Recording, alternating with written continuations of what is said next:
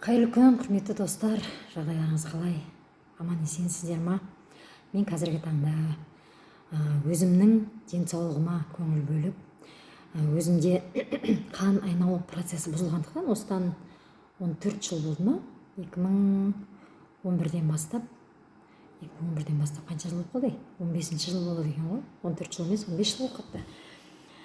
Сол кезден бастап осы Астана қаласына келгенде, негізі мен Шымкенттің тумасымын. Астана қаласына келгенде аяғым қатты суықтап, ол кезден білмеймін, әрине, қан айналу процесі бұзылған екен.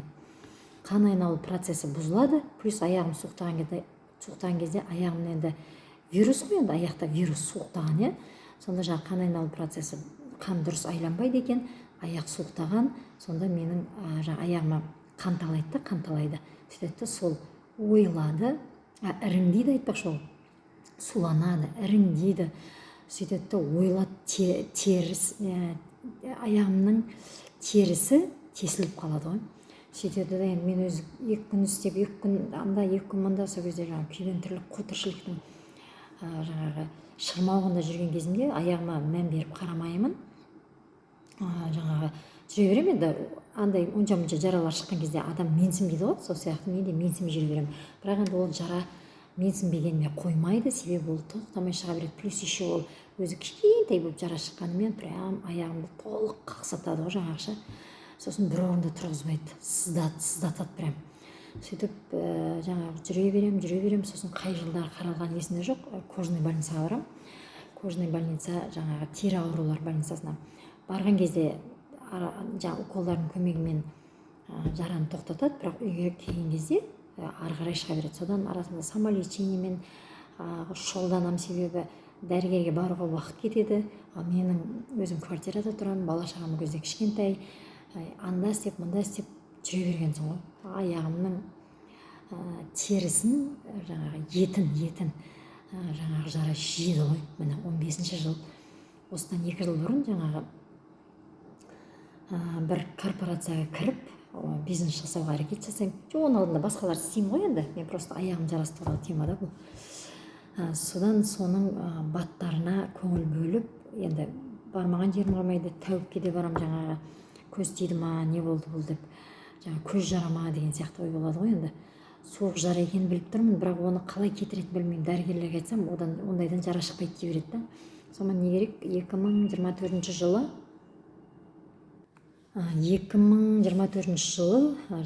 қатты аяғым ауырып жатыр. Июнь айы, тура осындай ай. Жара деген тасып кеткен, жүре алмай жатырмын, жаным қиналып жатыр. Сөйтіп жүріп, инстаграмнан Ташкентте бір кожный больницаны естіп қаламын мен. Содан Ташкентке барып, бүкіл тапқан таянғанымды қалтама салып барамын. Бірақ енді барғаннан кейін олар маған диагноз қойды, аяғым суықтаған, содан қан айналу процесі бұзылған, содан кейін аяғым суықтағанның есебінен қан талаған, ары қарай жараға айланып, кезек алып кете берген деген түсіндіреді ол маған. Содан барлық емдерін аламын, сол жерде уже флеболог деген маманға көрсетеді. Аяғымды көріп, сол жерде бір медсестра, тамыр шығып кеткен ғой уже, еті желініп кеткеннен кейін тері, сүйек, тамыр қалғанда енді еті жоқ болғаннан кейін. Содан анан медсестра дәрігерден сұрайды, мынау не деп сөйтсе, мынау не сен тамыр ғой дейді ғой. Мен айтамын, медсестра өзі сондай медициналық біліммен менің тамырымның шығып кеткеніне таң қалды ғой. Мен таң қалатын уақытым жоқ, потому что мен көз алдымда жаралар шығып жатыр, етін жеп қойғанын өзім білемін да енді. Содан сөйтіп Ташкенттен келемін. Ташкенттен келгеннен кейін маған айтады дәрігер, саған күніге 10 000 шаг жасау керек. Әйтпесем, короче говоря, аяқ қозғалған сайын қан айналу процесі жақсарады. Қан айналу процесі жақсарған кезде қан дұрыс айланады да, саған жара шықпайды дегендей қалады ғой. Бір ай тоқтамай жүрем ғой, енді жан керек, әбден жара шығып, ағырым шығып кеткен адаммын. Сөйтіп, не дейсің, бір айдан асқан кезде, как раз өзі жара шығайын деп жатқан организм сезеді, уже біліп алғансың ғой, маман болып ше. Тітіркенеді ғой денең, аяғың. Сөйтеді, артынан жара шығады. Сөйтіп, как раз осы Астана Шымкентке құдалыққа ма кетіп отырған кезімде, прям пойыздың ішінде денем тітіркеніп, уже Шымкентке түскен кезде аяғыма жайлап, қанталап бастау пайда болды. ол ары қарай жарағайланып содан ызам келіп жүрмей қалғанмын ғой вообще.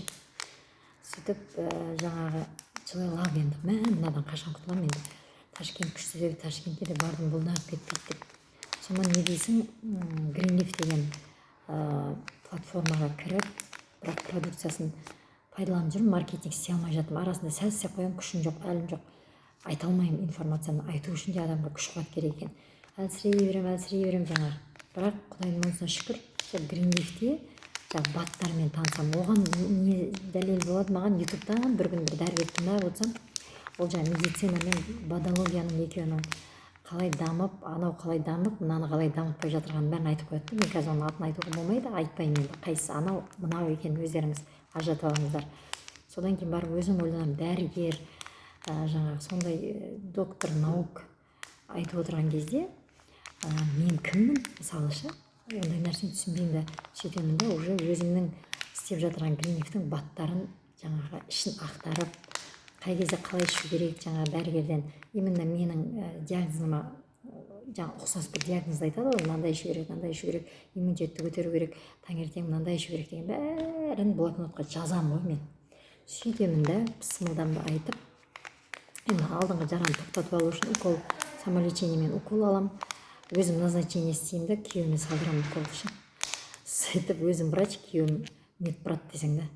Сөйтіп сол лечениеден кейін ары қарай енді тоқтады ғой, жараны тоқтаттым ғой енді, антибиотиктар салып, конечно.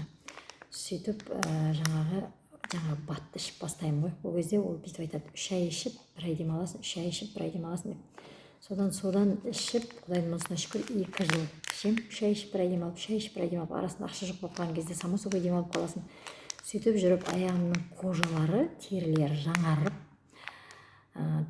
қан айналу процесі енді біртіндеп қалпына келіп жатқан шығар, өткенде УЗИ-ға түстім, менің жаңағы ешқандай ештеңе болған жоқ, бәрі жақсы деді. Артерия түстім, тоже жақсы деді. Микроциркуляция дейді ма, айда қан тамырлар бар, сол бұзылған ау дейді да.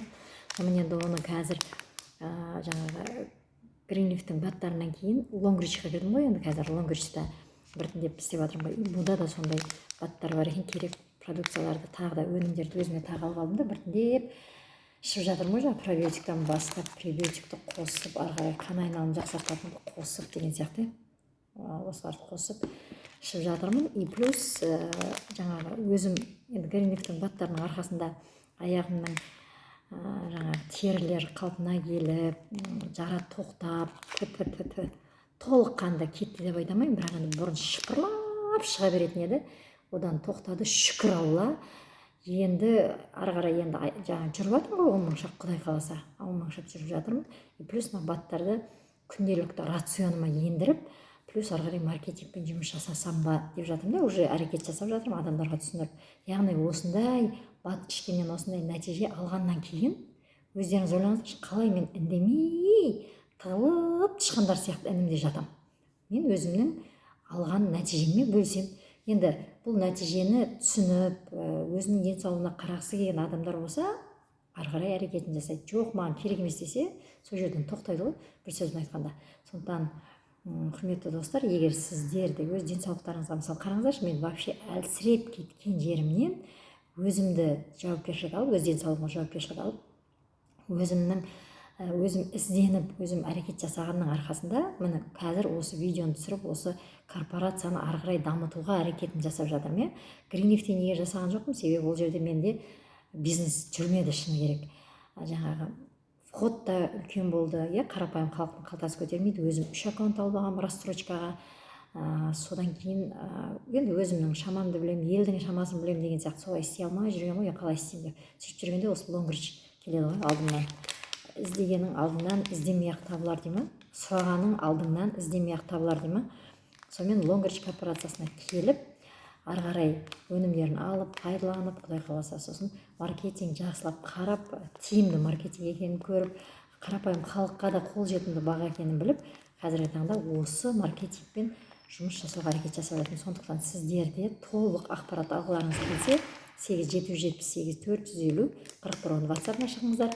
Одан кейін бір ойларыңыз танитын шығарсыздар, мен алдын криптовалютамен айналысқанмен, қазіргі таңда нарық қатты құлап жатыр.